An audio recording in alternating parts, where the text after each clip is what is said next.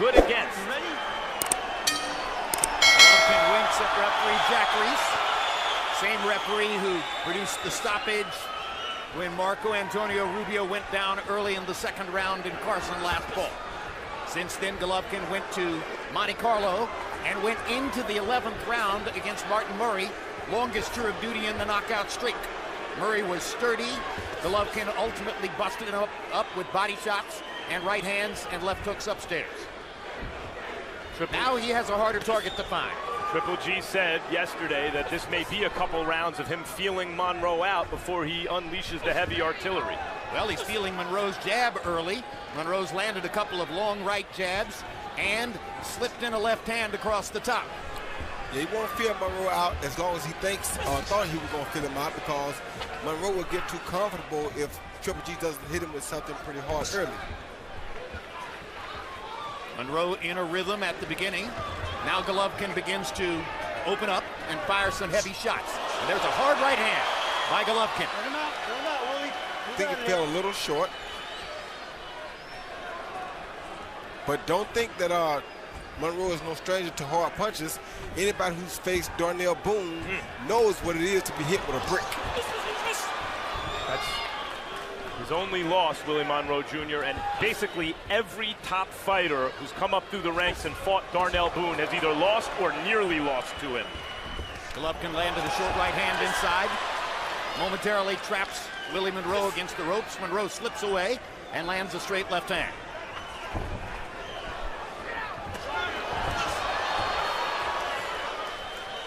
Golovkin seeming a little bit right-hand centric now against the southpaw. That makes sense. Use the straight right hand down the middle. It's a primary weapon against southpaw fighters for most conventional fighters. Good body shot by Monroe. Yeah, both guys have landed some pretty good punches. Golovkin just missing to the side of Monroe's chin with that right hand shot.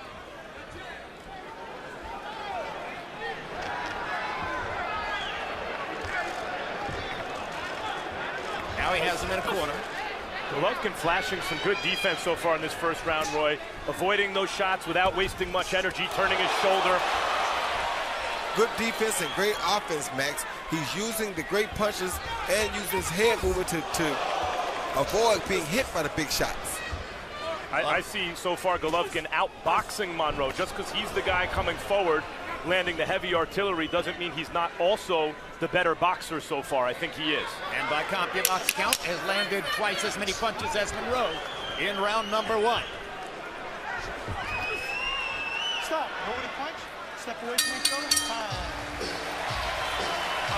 Monroe was 10 of 39, got started early, pumping his jab and landing a couple of left hands, but the last 2 minutes of the round were mostly Golovkin offense.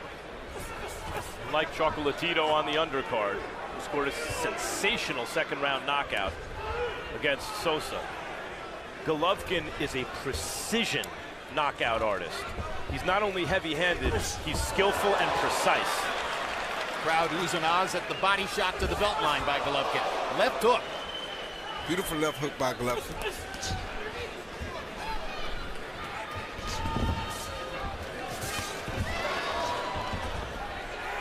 Willie Monroe said in the meeting with us yesterday, well, Golovkin will have trouble cutting off the ring on me. Cutting off the ring is one of Gennady's great skills. And already early on here, he has shown that he can, in fact, trap Monroe in corners from time to time. The biggest problem Monroe has is he hasn't hit Golovkin with anything, like Max said earlier, to slow Golovkin down, make him respect the punching power. You have to be able to hit him, or he can just have free-range target practice. And when he can have free-range target practice, that's what happens. Down goes Monroe. He trapped him in the corner, fired one shot to the cheekbone, and down went Willie Monroe. Are you okay? Trying to get his legs back. His legs are not back. But like I said, Jack Reese is giving him a little extra time here. Yes, but you can't let Golovkin have free-range target practice at you, because he's going to catch you sooner or later. Oh, Golovkin had a wide-open shot with a left hook and missed it. He could have brought a finish to this if he had landed that punch. Once again, traps Monroe in the corner. And Monroe's still weary on his feet, and Golovkin won't give him room to think. constantly keeping the pressure Down on. goes Monroe for the second time. We've got a minute still to go in round number 2. Golovkin trying to match Chocolatito with a second round knockout of his own. Can you continue? Crowd is getting its money's worth. Of course they are, Jim. They came to see the knockout artists, and they're seeing them. Golovkin's got 46 seconds left in the round. Oh, good shot The by best Monroe. shot that Monroe's landed this fight is that left And uppercut. another one. Lands a second left uppercut. And Gennady shakes it off and comes back. Right hand, left hook to the body. One more shot upstairs, there it is. Overhand right, hurt him really bad. But Gennady's being very careful because he knows that Monroe is trying to catch him as well. So Gennady's being very smart here. Monroe showing big heart, not just fighting to survive, not just tying him up, throwing punches back. Willie, bring those up. 10 seconds to go in the round. Willie Monroe gets a momentary edge there as Jack Reese warned on the low blows. And Golovkin with one more rally. Kick. You're off the ropes. Easy Golovkin stalking and followed his jab with a beautiful left hook to the head. You saw that coming because he was allowing Golovkin to stalk without any pressure or without any worry of being punched back. Anytime Golovkin can stalk like this, he's bound to catch you with something big soon. Beautiful left hook right on the button, sent Monroe down. In knocking Monroe down twice, Golovkin landed 24 out of 51 punches by CompuBox count in the second round. 22 of the 24 were power shots. The left hook appeared to do the most damage, Roy. Yes, the left hook did do the most damage, and it's mainly because when Monroe throws his left hand or his right hook, he kind of stays high, Jim. And you saw it in the first round. I didn't mention it, but I saw it in the first round that the left hook could be a problem because after he throws his left hook, his head stays up, and Triple G could counter the left hook, It's his the right worst hook. combination possible because his head stays up and his Like hands that. go down. Yeah, he counters the right hook from Monroe with his own left hook. I really didn't see Monroe land much of anything until Triple G hurt him. Stop. And now Nobody Triple punch. Step G's away more from each open other. Box. because he's looking for the kill. And Monroe has some counter-punching opportunities finally. But when they were just boxing before Monroe was hurt, I don't think it's that Monroe was hitting him with anything hard. He wasn't hitting him much, period. Triple G's defense has looked really good tonight. His defense is really good, but Monroe has to start putting some power on punches to get respect, or he won't be in this fight long. There you go. Yeah. As I said, A couple of good body shots by Monroe. Golovkin has been looking to the body this round, now throws two upstairs. that's a nice body shot by Monroe there. Right hook to the body. That's what he has to do, Max. There's no sense in trying to pity-pat with a banger when you already see that the banger can put you down. You have to make him respect you, or he'll continue to walk through your punches until he gets the knockout. Monroe getting his best offense in since Triple G hurt him. Because he's not moving around away from Triple G anymore. He's just saying, if you're going to hit me, I'm going to hit you back at least. And you got to watch that left hook from Triple G because Triple G trying to set it up again. Golovkin obviously believes Monroe can't hurt him, and he may be right about that. We know Golovkin can obviously hurt Monroe. Golovkin can take a shot, as he showed against Murray, as he showed knocking out Daniel Gill while getting hit in the mouth with the right hand. Took a couple of punches from Rubio and Curtis Stevens. Monroe is not as big a puncher as those guys. No, but these are not pity pats he's been throwing this round so far, Monroe. Well, And ripping to the body as well as he can. And Golovkin comes back with a couple of body shots of his own. and I think that was a good body shot by Golovkin just now. Straight right hand landed for Gennady. Another straight right hand lands for Gennady. Leaping in to try to get in a left hook. And Monroe actually would do better if he just sit down and fight and quit moving, because when he comes up high to move, it's when he gives Gennady a chance to hit him with a big shot. When he stays low, he seems to be more defended. But movement is his game. I understand that, but if movement is not working for you, stop moving and fight. Stop punching. Were power shots. Harold, how do you have it through three? Okay, Jim. I I got a 3-0, 30-25, Gennady Golovkin. You got to give him a 10-7 round for the 2 knockdowns in round number 2, Jim. So, that gives him a real big lead on the scorecards. If he isn't made, Gennady Golovkin just out banging Willie Monroe. Willie would be smart, just like Roy said, to stay off the ropes and use this ring. The ring is huge. It's a very big ring. Willie's got a lot of room to move if he'd stay off those ropes and stop circling along the ropes where Gennady catches him constantly. 3-0, Golovkin. Well, the point is that Golovkin makes a big ring small by cutting it off. And that's the reason that Monroe has been on the ropes and in the corner. Although, Roy, as you said, now that he's bunkered down and started to fight in the middle of the ring, he's had more success. Well, he hit Gennady with a really good right hook to the body early, but he didn't follow it up. If he'd have followed it up, it would have been a very impressive thing to see. And when he stands here and fights, at least he does punch back. When he runs away, he only gets hit. He's not landing anything running, so he should go ahead and just take it right here and either win it or lose it right here in the center of the ring. Quit running and giving Gennady the edge or giving him that room to work with. Make it tough for him. So minor upset already that Monroe's here firing back in the 4th round after the way he looked in that 2nd round. Yes, it is, but it's because he's fighting more now. But he got to throw power punches when he throws, because when you throw those little punches, as we saw against Daniel Gill, Gennady will walk through those little punches. Those are big shots Monroe's hitting Golovkin with. That's exactly right. That's exactly right. He got to do that. And Gennady just looked at him and told him, come on. And sometimes that can be a confidence taker. When you hit a guy with all you got and he tells you to come on anyway. I don't care how good your chin is. You got to feel those shots Monroe just laid on Golovkin. Oh, he felt them, but Monroe has to throw more and not listen to what Gennady says. He just has to keep doing the same thing.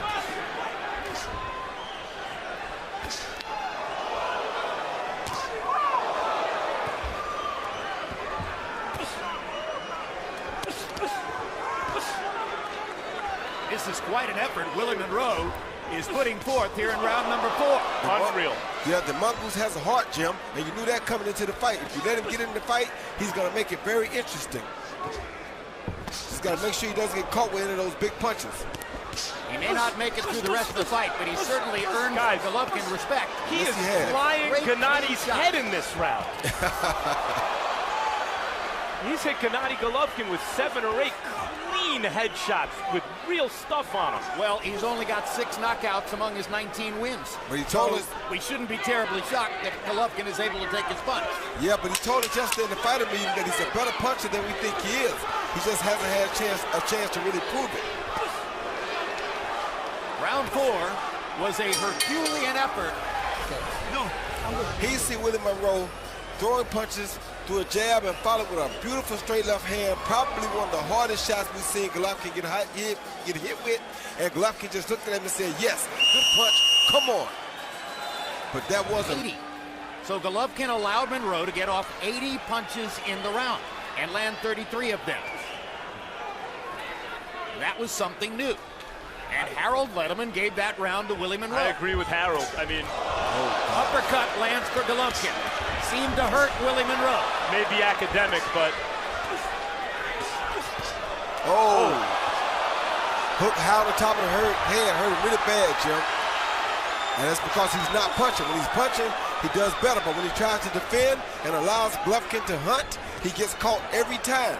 You can't let Golovkin just stalk you and hunt you like this. Look at the hard left hand by Monroe. I mean, Monroe is hitting Golovkin with shots where Golovkin's head is snapping and the sweat is flying. And Golovkin is in a fight, don't get it twisted, but you can't let him just come at you free range or free will. You have to make him avoid you or avoid your power punches before he can punch back. Golovkin lands a left hook, 2 straight right hands. Well, Monroe may be learning something about himself in this fight, that he's a better fighter when he stays in the pocket and lets his talent and skill take over, rather than just trying to minimize contact and get away.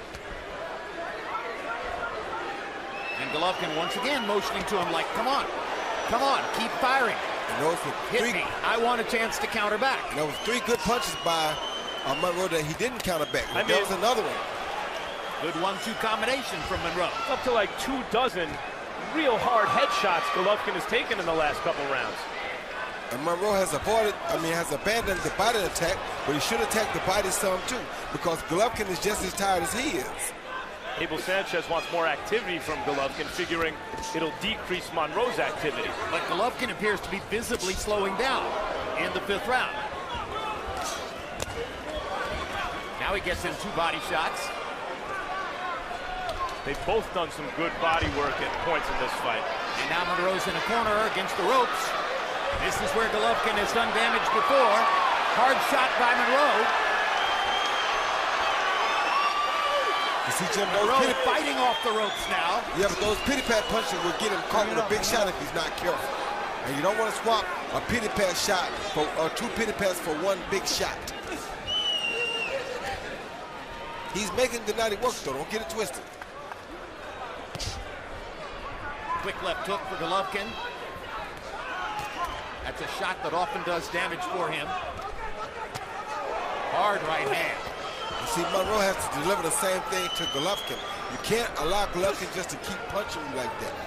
Golovkin went a little head hunting in that 2nd round when he was trying to take Monroe out, and instead of really working the body, and it may have preserved Monroe's legs for this point in the fight. In the last minute or so, Golovkin seems to have remembered through 5. Golovkin 107 out of 226, 47%. Monroe about half as many, 56 out of 169. Golovkin took over the punch count leadership in the last round again. Hurt him with a right uppercut. Right uppercut hurt him really bad, Jim. He's wobbled Monroe again. Yeah, right uppercut. He's got him against the ropes. Oh, right uppercut hurt him really bad, and the hook just hurt him even worse. He's out of here. 3rd knockdown.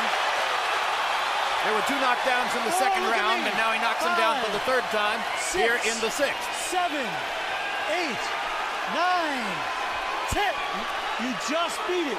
You just beat it. You got to move faster. He You want to continue? His legs are you gone. want to continue? His legs are gone. Yes, thank you. Yeah. Willie Monroe says to Jack Reese, I don't want to continue. He said, I'm done. And he was.